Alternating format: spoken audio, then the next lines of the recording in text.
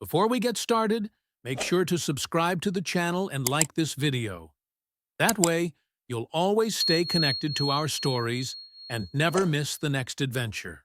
Frontier Station Osiris sat at the edge of known space like a forgotten bookmark in a library nobody visited anymore.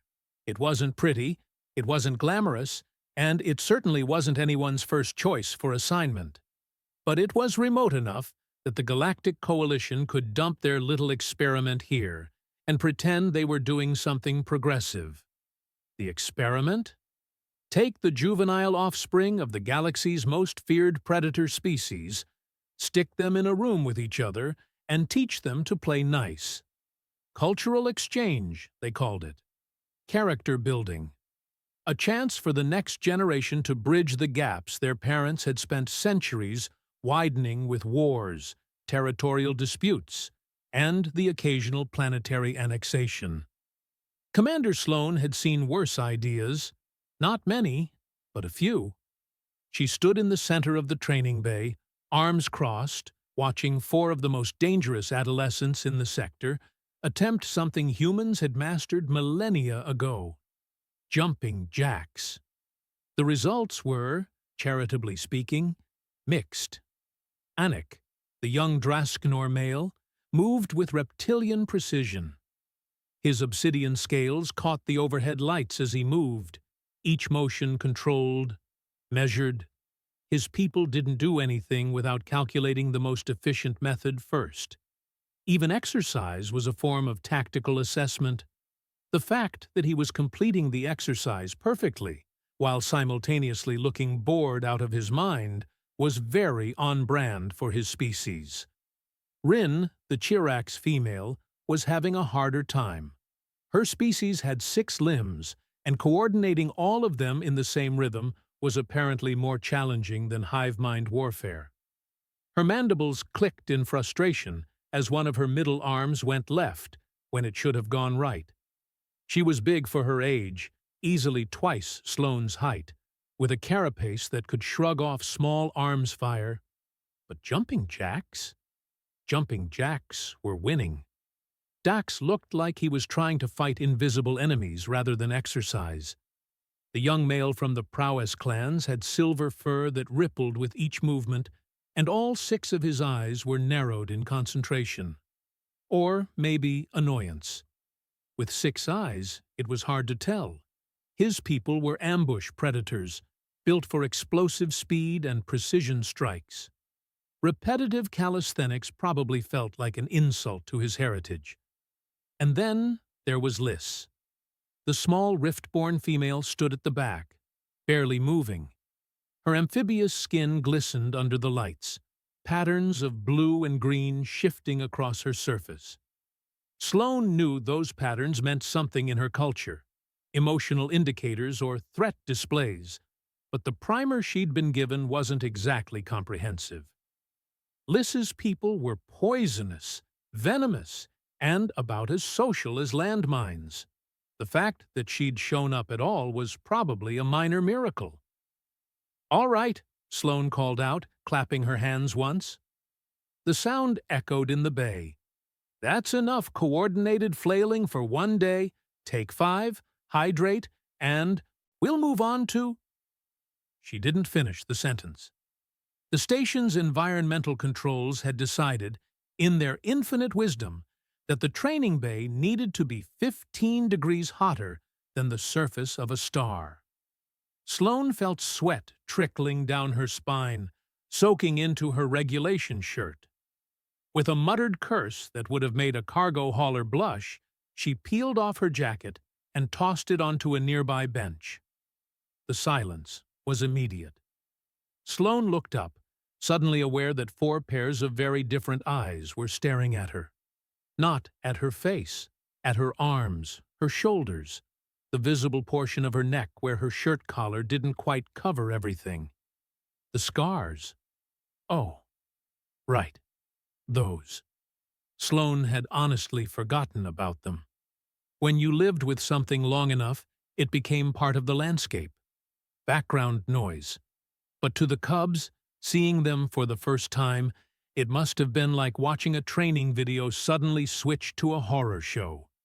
Her arms were a roadmap of violence.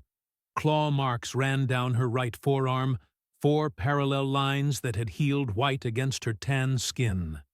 Burns mottled her left shoulder, the kind of texture that spoke of heat and metal and screaming. A bite pattern circled her right calf, visible where her pants had ridden up. Surgical scars crisscrossed her abdomen, visible through her thin shirt. Impact craters, shrapnel marks, the ghost of a blade that had come way too close to something vital. And that was just what they could see. Anik's head tilted, the way a predator's does when it spots something that doesn't fit the pattern. "What happened to you?" His voice was flat, clinical. Not cruel, just genuinely confused. In his culture, scars were marks of honor, displayed in ritual combat, earned in sanctioned duels. They were clean, precise. Stories written in skin that everyone could read at a glance. Sloane's scars were chaos. They were messy. They were the kind of marks you got when you didn't have the luxury of a fair fight. "I lived," Sloane said simply.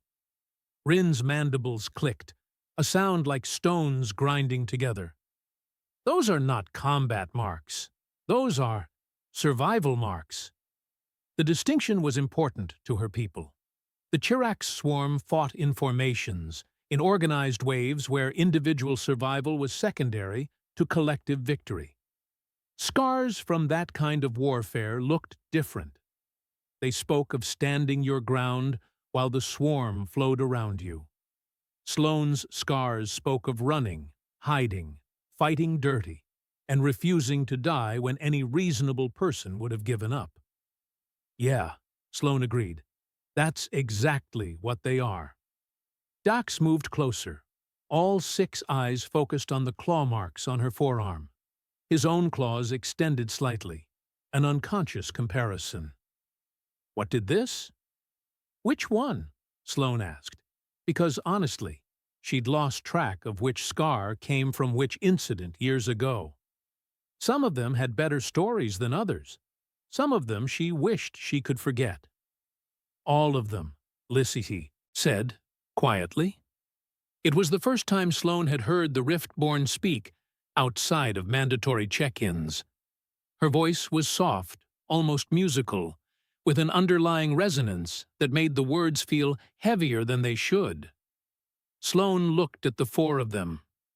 Predator cubs from species that had been fighting each other and everyone else for longer than humans had been reaching for the stars. They were young, sure, but they'd been raised in cultures where strength was everything, where weakness was culled, where scars were supposed to mean victory. They were looking at her like she was a puzzle that didn't make sense. "Each one is a story I survived," Sloane said. The words hung in the air. Anik's eyes narrowed. Rin's mandibles went still. Dax's fur rippled, patterns of tension moving across his shoulders. Liss just stared, her skin shifting through colors Sloane didn't have names for. "Tell us," Anik said. It wasn't a request. The Draskenor didn't really do requests. But there was something in his voice that wasn't quite a demand either. Curiosity, maybe. The kind of hunger for knowledge that his species was famous for. Sloane glanced at the chronometer on the wall. They had hours before the next scheduled activity. The station was quiet. There was nowhere else to be, nothing else that couldn't wait. She grabbed a bench, dragged it over, and sat down. Her hip twinged, old injury making itself known. The cubs noticed. Of course they noticed. They were predators. Noticing weakness was coded into their DNA. "All right," Sloane said, leaning back against the wall. "But fair warning, some of these stories are going to challenge everything your culture's taught you about what it means to be strong." Dax snorted, a sound caught between amusement and disdain. "You're human. What could you possibly teach us about strength?" Sloane smiled. It wasn't a nice smile. It was the smile of someone who'd heard that line before, from bigger and meaner things than a cocky feline teenager. "Kid," she said, "humans aren't strong. We're just too stupid to know when to quit." She rolled up her right sleeve, exposing the burn scars fully. "Let me tell you about the first time I died." "Okay, so technically I didn't die that time," Sloane admitted, examining the burn scars on her right forearm like they were a particularly interesting piece of abstract art. "But I came close enough that the distinction felt academic." The cubs had arranged themselves in a loose semicircle around her.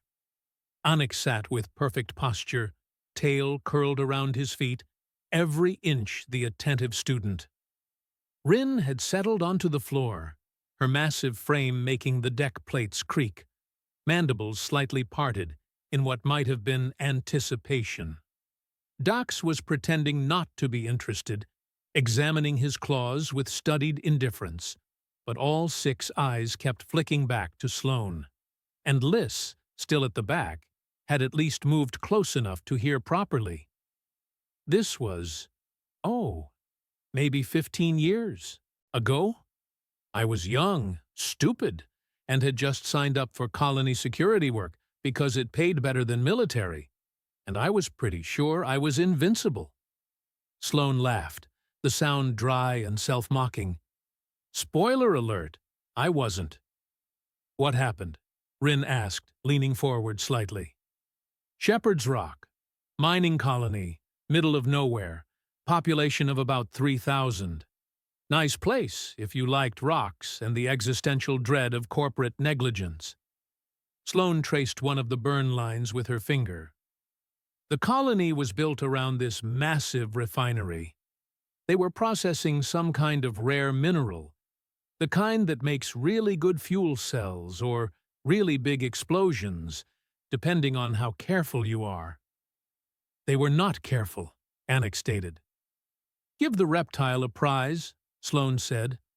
The corporation running the place had cut about 600 corners on safety protocols. Maintenance schedules, suggestions, radiation shielding, expensive. Worker protection regulations, more like worker protection recommendations, am I right? None of the cubs laughed. Humor didn't translate well across species, apparently. "Anyway," Sloane continued, "I was pulling a double shift because of course I was. When the alarm started, the reactor that powered the refinery was overheating. Critical meltdown imminent, evacuate immediately, all that fun stuff you never want to hear." "You evacuated," Dax said. It wasn't a question. "Everyone evacuated," Sloane corrected. "Management, workers, security, even the janitor who'd been complaining about his retirement plan for 6 months. Ships lifting off left and right. Very orderly, very efficient, very cowardly." Rin's mandibles clicked in confusion. Retreat in the face of superior force is tactical wisdom. "Sure," Sloane agreed, except someone checked the worker logs against the evacuation manifests and realized we were short. 3 people hadn't made it out. 2 refinery techs and a kid, maybe 10 years old, daughter of one of the engineers. The silence that followed had weight to it. "They were in the lower maintenance tunnels when the alarm hit," Sloane said, her voice losing some of its sardonic edge. "The blast doors had sealed automatically. Emergency protocols, you know.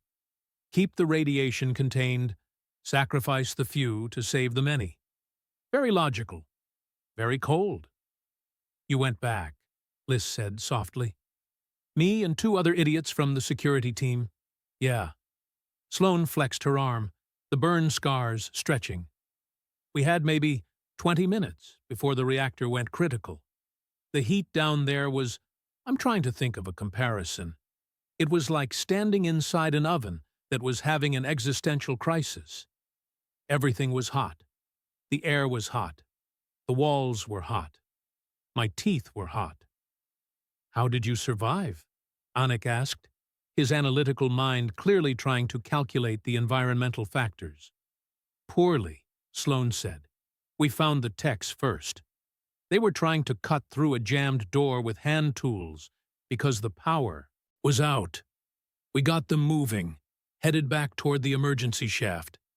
That's when we found the kid. She paused, remembering. The memory had teeth. She was trapped under a fallen support beam. Thing must have weighed half a ton, and it was heated to the point where you could see the air shimmering around it. The other security guys tried to lift it, but it was too hot to touch and too heavy to move. We had maybe 5 minutes left. What did you do? Rin asked. Sloane held up her forearm, showing them the burns. I got under it. Braced it with my arms, my shoulders, whatever I could use. Told them to pull her out while I held it up. Dox's fur rippled with something that might have been respect, or might have been disbelief. That should have killed you. Yeah, it really should have, Sloane agreed cheerfully. The pain was, and I want to be precise about this, the worst thing I'd ever experienced up to that point. My skin was cooking. I could smell it. Burnt meat and melted synthetic fabric. I was screaming. They were screaming. The kid was screaming. It was a whole production. But they got her out, Liz said. They got her out, Sloane confirmed. And then we ran like our asses were on fire. Which, to be fair, parts of me actually were. Made it to the emergency shaft with about 90 seconds to spare. The reactor blew just as we cleared the blast radius. Whole refinery turned into a very expensive fireworks display. She rotated her arm, showing them the full extent of the damage. Spent 3 months in medical. Skin grafts, nerve repair, physical therapy, the works. Still don't have full sensation in parts of my forearm. Sometimes it itches in places that aren't technically there anymore, which is a special kind of annoying. Anik was staring at her with an expression she couldn't quite read. You risked death for 3 individuals who were not part of your family unit, your military squad, or your breeding population. Yep. This is not logical behavior. Nope, Sloane agreed. But here's the thing, kid. Humans don't really do the whole logic thing when it comes to other humans. We have this really inconvenient instinct where we see someone in trouble and our brains just go, well, I guess I'm doing this now. We call it compassion or stupidity. Sometimes both. Your species risks death for strangers, Rin said slowly, like she was testing the words. All the time, Sloane said. It's kind of our thing. We're really bad at the whole survival of the fittest concept. We keep trying to drag everyone across the finish line with us, even when it would be easier to leave them behind. Dax made a sound that might have been a snort. That is weakness. Maybe, Sloane said. Or maybe it's the only reason we're still around. Hard to say. She pointed to her left shoulder, where the claw marks made 4 parallel tracks through her skin. Want to hear about the time I fought something with 12 limbs and a bad attitude? Yes. All 4 cubs said simultaneously. Sloane grinned. All right, so this one starts with me taking a security contract on a jungle planet called Canopy. Beautiful place, if you like humidity. Insects the size of your head. And the constant feeling that something is watching you from the trees. Which, spoiler alert, something always was. She settled back against the wall, the position easing the ache in her hip. I was hired to protect a research team studying the local ecosystem. Xenobiologists, the kind of people who think poking alien wildlife with a stick is a valid career choice. My job was to make sure nothing poked back too hard. This scar suggests you failed, Anik observed. This scar suggests I succeeded. Just not gracefully, Sloane corrected. The researchers were camped near this massive tree. Thing must have been 300 meters tall, trunk thick enough to park a shuttle in. They were studying the canopy ecosystem, collecting samples, doing their science thing. Everything was fine for about 2 weeks. "And then," Liz prompted, "and then something came down from the upper canopy on the 15th night. Something that hadn't been in any of the planetary surveys, something the researchers had never seen before." Sloane traced the claw marks with her finger.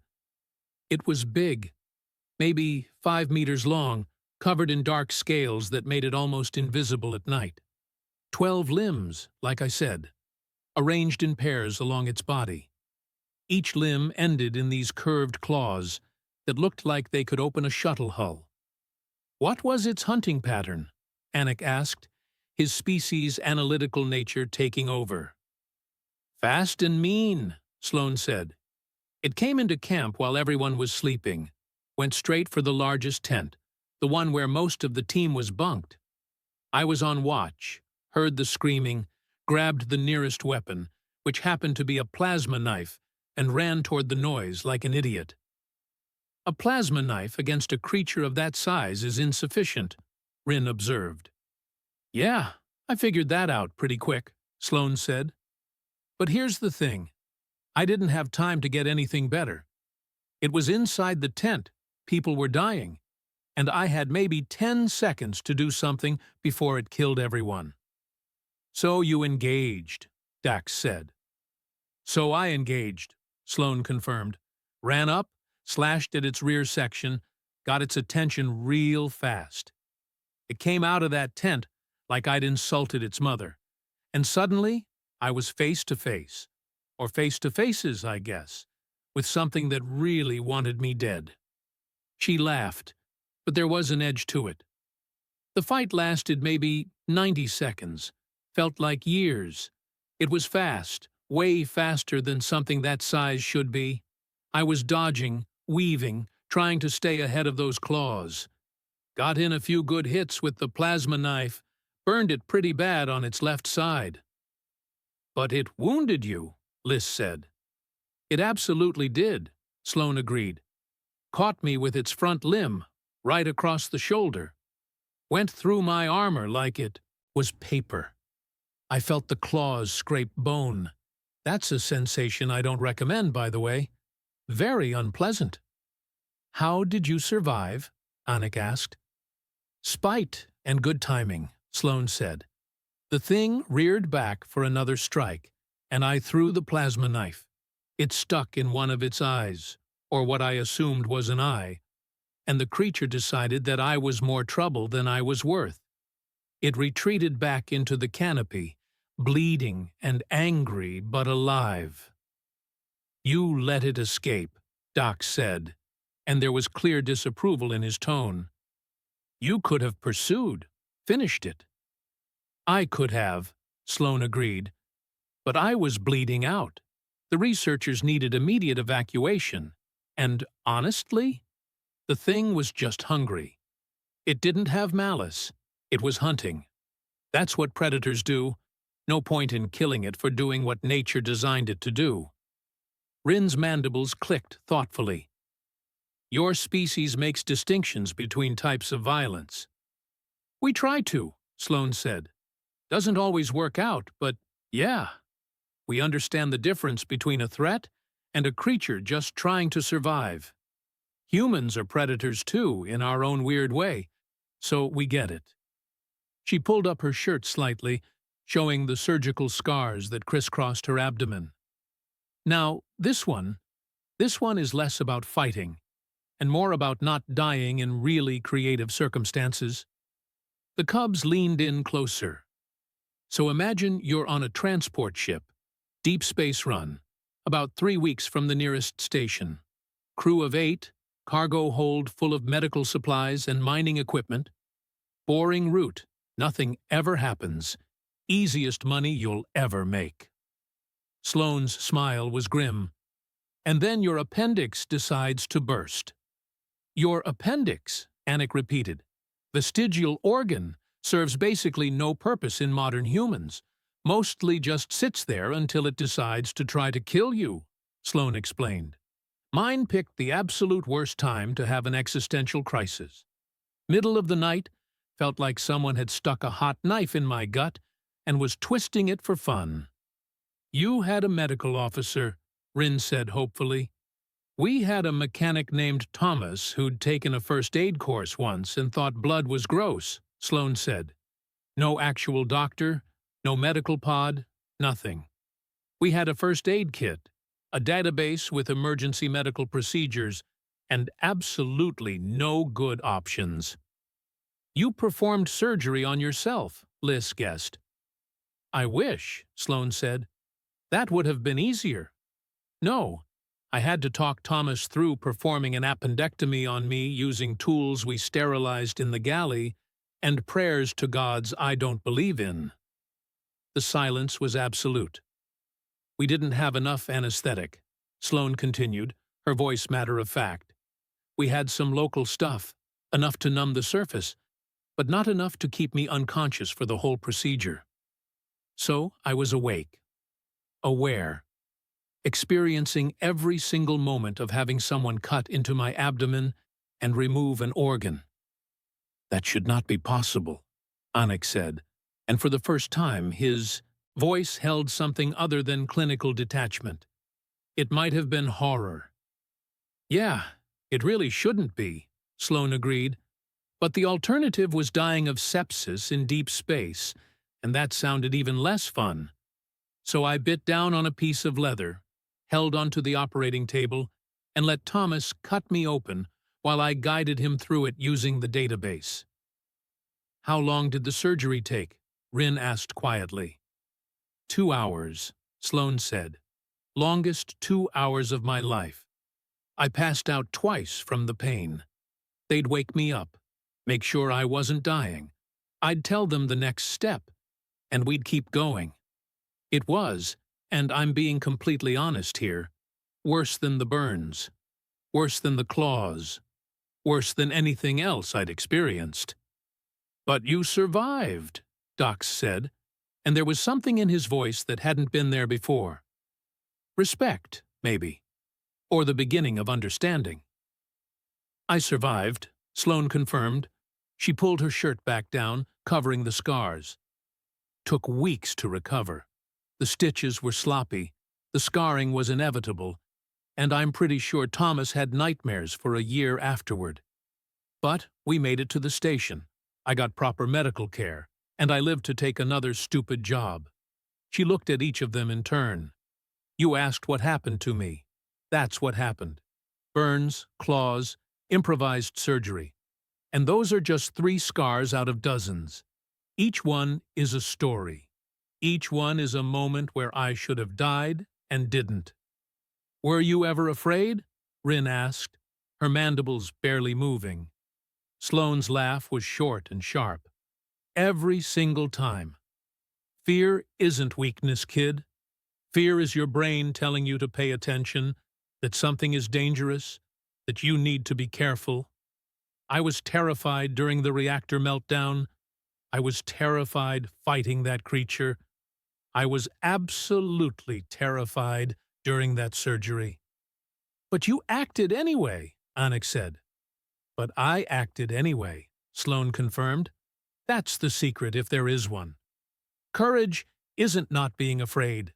Courage is being scared out of your mind and doing what needs to be done anyway. Humans aren't fearless. We're just really, really good at being terrified and functional at the same time. Liz's skin had shifted to a deep blue color, patterns swirling across her surface. Your species is more dangerous than the reports indicated, Sloane raised an eyebrow. Because of the scars? Because you don't stop, Liz said quietly. Pain stops most species. Fear stops most species. You feel both and continue anyway. That is, the word in my language would translate as unsettling. I'll take that as a compliment, Sloane said. She checked the chronometer. They'd been talking for hours, and the station's lights had shifted to night cycle without her noticing. We should probably... There are more stories, Dox interrupted. He was sitting up now, all 6 eyes locked on her. That scar on your hip, the bite mark on your leg, the line on your neck that you keep touching without realizing it. Sloane's hand had indeed drifted to her throat, to the thin surgical scar that ran just above her collar. She dropped her hand, caught. Yeah, she admitted. There are more stories. We want to hear them, Rin said, and the other 3 nodded in agreement. Sloane looked at them, these predator cubs from cultures that valued strength and victory, sitting in a circle like youngsters around a campfire, waiting to hear about all the ways she'd nearly died. All right, she said finally, but some of these are harder. Not because of the physical damage, because of what they cost. We are listening, Anik said simply. Sloane took a breath, let it out slowly, and began the next story. The scar on Sloane's right hip wasn't as visible as the others. She had to shift her position, pull the waistband of her pants down slightly, to show them the crater in her flesh. It looked like someone had taken a chunk out of her and forgotten to put it back. Shrapnel, she said, her voice different now. Quieter. The sardonic edge had worn away, leaving something raw underneath. Artillery strike. I was part of a peacekeeping force on a colony world called Meridian's End. Civil war. 2 factions, both convinced they were right, both willing to kill anyone who disagreed. Anik tilted his head. Peacekeeping is a contradiction. You either keep peace or you make war. Yeah, well, tell that to the politicians who sent us, Sloane said. We were supposed to protect civilians, maintain supply lines, prevent atrocities. Noble goals. Looked great on paper. Reality was messier. She touched the scar, fingers tracing the irregular edge. We were stationed at a refugee camp, maybe 2,000 people who'd fled the fighting. Families, mostly. Kids, old folks. People who just wanted to not get shot for having the wrong opinions. Our job was to keep them safe, while the diplomats pretended they could negotiate a ceasefire. The enemy attacked, Dax said. Both sides attacked, Sloane corrected. That's the fun part about civil wars. Everyone's the enemy, and everyone's just trying to survive. We got caught in a crossfire when one faction decided the refugee camp was harboring fighters from the other side. Rin's mandibles clicked softly. Were they? Harboring fighters? Probably, Sloane admitted. Some of the refugees were ex-combatants. Some were probably feeding intelligence to one side or the other. War makes everyone complicit eventually, but most of them were just scared people who wanted to live long enough to see tomorrow. She closed her eyes, remembering. The artillery came in at dawn. No warning. Just explosions, one after another, tearing through the camp. Tents shredded. Supply depots obliterated. People running, screaming, dying. Your unit responded, Anik said. What was left of it, Sloane said. The first strike hit our barracks. Killed most of my squad in the opening salvo. I was outside, doing a perimeter check, which is the only reason I'm having this conversation. The blast wave threw me maybe 10 meters, slammed me into a supply crate. That's when the shrapnel got me. She pulled her shirt up slightly, showing them where the fragments had entered.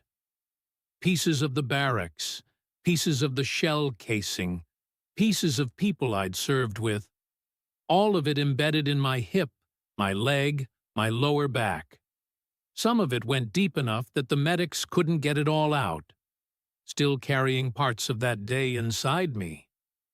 Lys's skin had gone pale, almost translucent. You were critically wounded.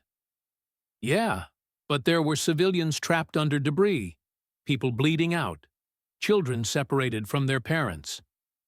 Sloane's voice was flat, emotionless. The kind of tone people use when the emotions are too big to let out. So I got up, wrapped my leg as best I could, and started pulling people out of the rubble.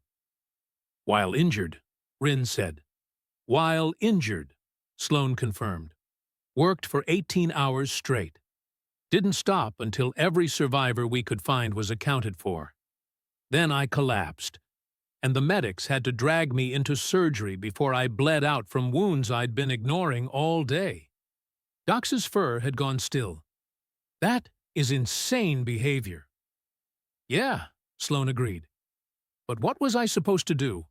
Sit down and take care of myself while people died around me? That's not how humans work. We're stubborn like that. Did you win? Anik asked. The war?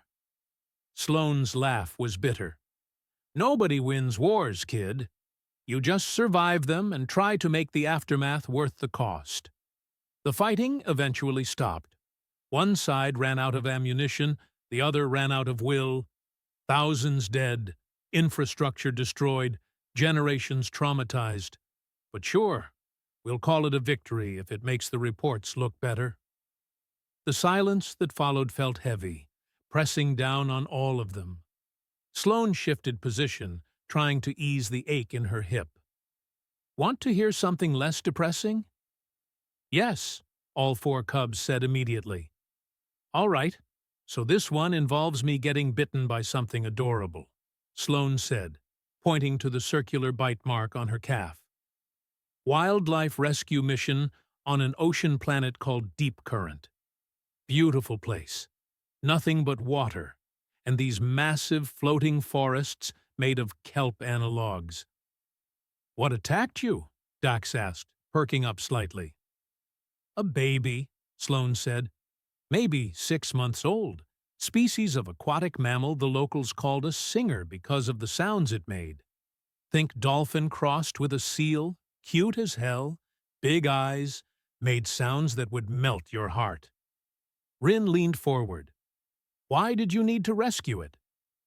It got tangled in old fishing nets someone had abandoned.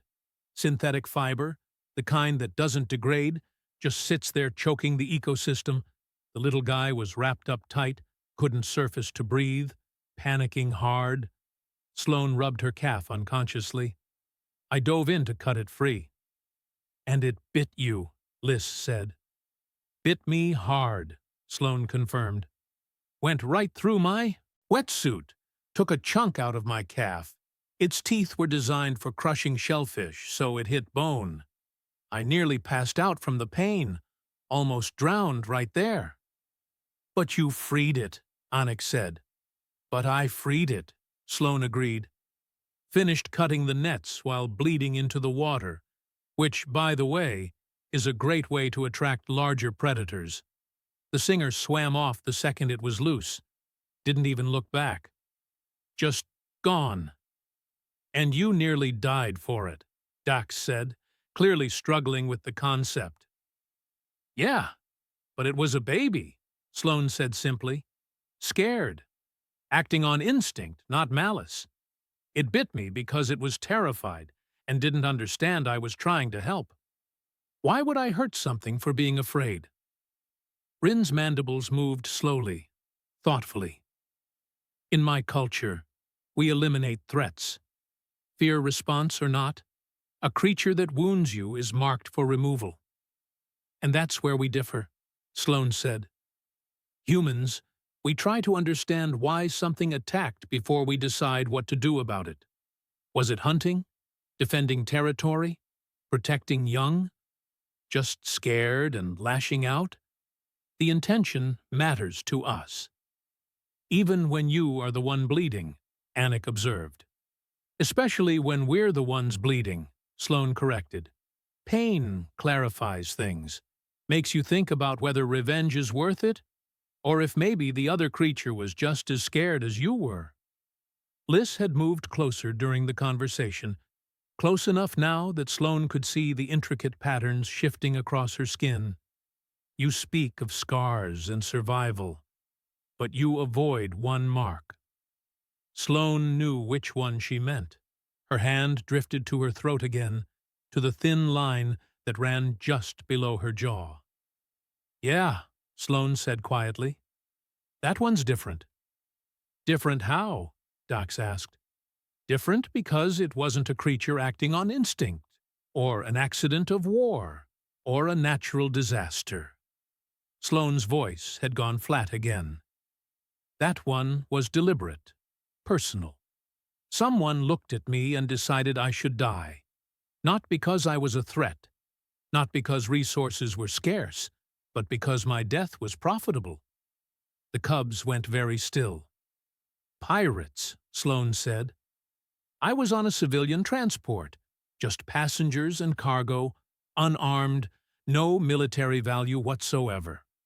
They boarded us, demanded ransom for our release. Standard procedure, happens more than it should in the outer sectors. The ransom was not paid, Anik said, understanding dawning. The company that owned the transport did the math, Sloane said, decided the cargo wasn't worth the asking price, told the pirates to keep it all, crew and passengers included, and filed an insurance claim. Rin's mandibles made a grinding sound. They abandoned you. They made a business decision, Sloane said, and the bitterness in her voice could have stripped paint. The pirates weren't happy about it. They'd invested time and resources in the hijacking, expected a payout, got nothing. So they decided to send a message. Started executing prisoners, one at a time, broadcasting it to make sure the next company paid up faster. They cut your throat, Liz said, her voice barely audible. They cut my throat, Sloane confirmed. Not deep enough to kill me instantly, but deep enough that I'd bleed out slow. Tossed me out an airlock with the other bodies, figured space would finish the job. The silence stretched. Dox had gone completely still, not even his fur moving. Anik's eyes were fixed on the scar. Rin's mandibles hung open. Liz had turned a color Sloane had never seen before. I was clinically dead for 4 minutes, Sloane continued. A patrol ship found us, pulled the bodies in to identify them. Standard protocol. One of the medics noticed I still had brain activity. They got my heart started again. Patched the wound. Kept me alive through sheer stubbornness and medical technology. You survived being murdered, Anik said, and there was something like awe in his clinical voice. I survived being murdered, Sloane agreed. The paperwork afterward was absolutely brutal, though. Death certificates, resurrection forms, legal status clarification. Dying is easy. Coming back and dealing with bureaucracy? That's the real challenge. She used humor like a shield, but the cubs could see through it now. They'd learned to read her tells over the course of the night.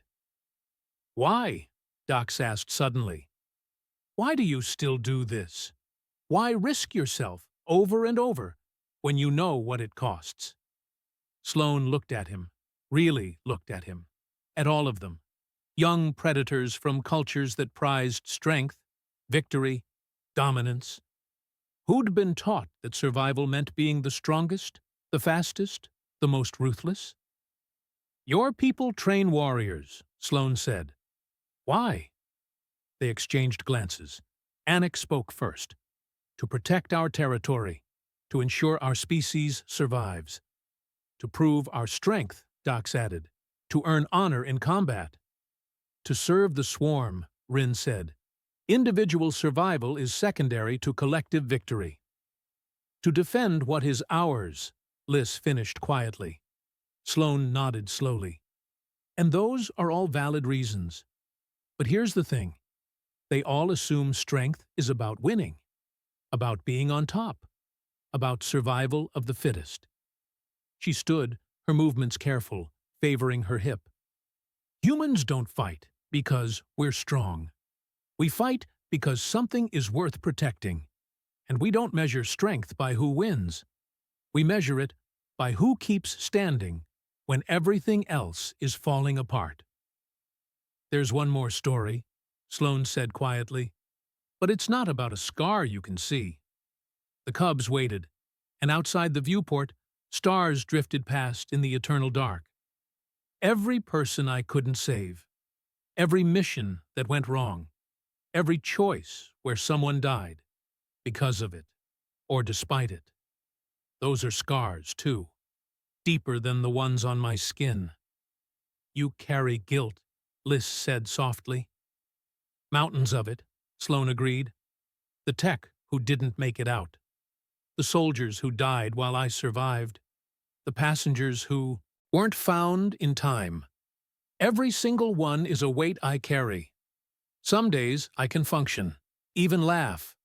Other days I can barely get out of bed. That's the scar nobody sees. The wound that never fully closes. But you continue, Anik observed. Because sitting still would be worse, Sloane said. At least this way, when I can't sleep, I can tell myself I'm still fighting. She looked at each of them. Your cultures teach you that scars are proof of victory. But humans know better. Scars are proof you survived. Nothing more. Victory is what you do after. It's getting up the next day. It's choosing to keep going when every part of you wants to quit. This is why humans are feared, Rin said suddenly. Your refusal to accept defeat. We're too stupid to know when we're beaten, Sloane said with a tired smile. The chronometer showed dawn approaching. They'd talked all night. What are you going to do with what you learned tonight? Sloane asked. Dax spoke first. I thought scars proved strength. Now I think they prove you were strong enough to keep living. Rin's mandibles moved thoughtfully. You taught me that individuals matter. That choosing who to save is different from calculating acceptable losses. Anik was quiet, then said, You operate on principles that transcend calculation. I do not fully understand it. But perhaps that is the point.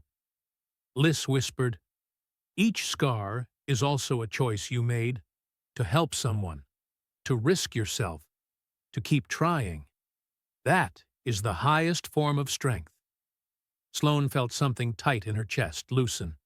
Yeah, that's it exactly. She moved toward the door. Tomorrow we go back to regular training. But I'm adding story time. Not just my stories. Yours too. Every species has survival tales. Moments of fear. Times they wanted to quit but didn't. Why? Dox asked. Because you build bridges by sharing the moments you were vulnerable, Sloane said. By showing that we're all just trying to survive in a universe that doesn't care whether we make it or not. As she turned to leave, Liz spoke. Commander, thank you for showing us that surviving is not the same as winning, but that it is always the first step. Get some rest, Sloane said. Tomorrow's going to hurt in all new ways. She left them there, processing everything they'd learned. Walking to her quarters, she caught her reflection in a window. The scars were visible in the dim light, a map of violence written on skin. But she didn't just see the pain anymore. She saw the stories, the choices, the moments she'd decided that someone else's survival mattered more than her comfort. Each one was a story she'd survived, and maybe those stories were worth telling. When morning came, all 4 cubs were waiting in the training bay. They stood straighter, looked at her differently, not with dismissal, but with understanding. All right, Sloane said. Who's ready to learn how to fall properly? The atmosphere had shifted. They asked real questions now. They listened. And when Anik approached during a break and said quietly, I have scars too, not visible ones. My people do not speak of them, Sloane replied firmly. They represent survival, and survival is never weak. That night, alone in the training bay, Sloane traced one of her burn scars. Each one is a story I survived, she said to the empty room. Outside, the stars watched as the station rotated through the void. Humans and predators learning to understand each other, one scar at a time. It wasn't peace. It wasn't victory. It was just existence, continuing despite the odds, despite the pain, despite the scars.